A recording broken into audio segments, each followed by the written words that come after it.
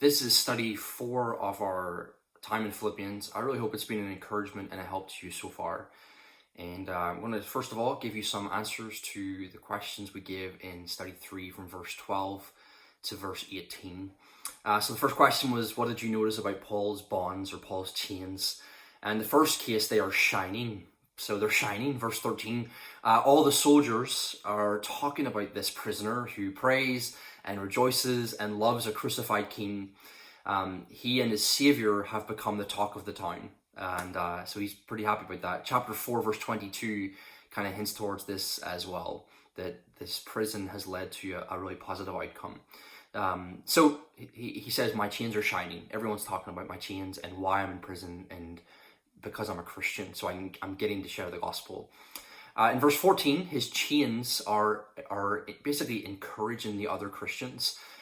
Believers are able to come and visit him. And as they come and visit him, they're seeing his joy and his peace and how the gospel is spreading throughout these soldiers. And so they're encouraged and they're inspired to be more bold about sharing the gospel themselves.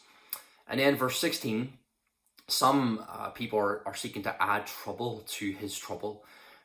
There's different views about who these people are. Some believe they're Judaizers who are preaching a false gospel, and there's different views. But whoever these people are, Paul is saying that, you know what, it's leading to them actually preaching the gospel, thinking they're going to hurt me, but I'm pretty happy that they're preaching the gospel. So what he's saying here is that actually my chains have led to the spread of the gospel. And the Philippians were concerned that it would lead to the gospel being hindered. And Paul's saying, no, actually, it's leading to spread. The gospel's spreading because of this. So question 2, what is his attitude towards suffering? And we kind of touched on it there. But Paul chooses to rejoice in all of this.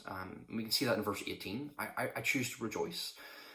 Because his perspective is that although he is bound, the gospel is not bound. The gospel is still on the move. And God is actually using all that Paul is going through in big ways. And so Paul is rejoicing to see that happen. Question 3, what is Paul's attitude toward those who are trying to hurt him? Well, Paul does tell us what they're doing and why they're doing it. However, as you read these verses, he doesn't have anything harsh or unloving to say about these people. Rather, he chooses to see their desire to hurt him in a positive way, as in God's going to be able to use it anyway.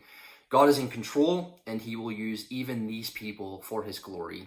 And that's his attitude towards the whole scenario. So really encouraging stuff. Questions for study 4 then. So pause the video and go and read verse 19 to verse 26. And here's the stuff. So Paul believes that he's likely going to be released. If you read verse 19, he kind of talks about this idea of deliverance. And we're going to see, and he also believes he's going to see the Philippian believers again. He says that in verse 26, and he says that in chapter 2, verse 24. You know, I trust I'm going to come and see you guys again. However, he's very aware that he could also die in these circumstances. So he's expecting to get out of prison and go to Philippi, but he's also aware that that might not happen. And Paul wants to assure the Philippians that either scenario is win-win. He's in a win-win situation.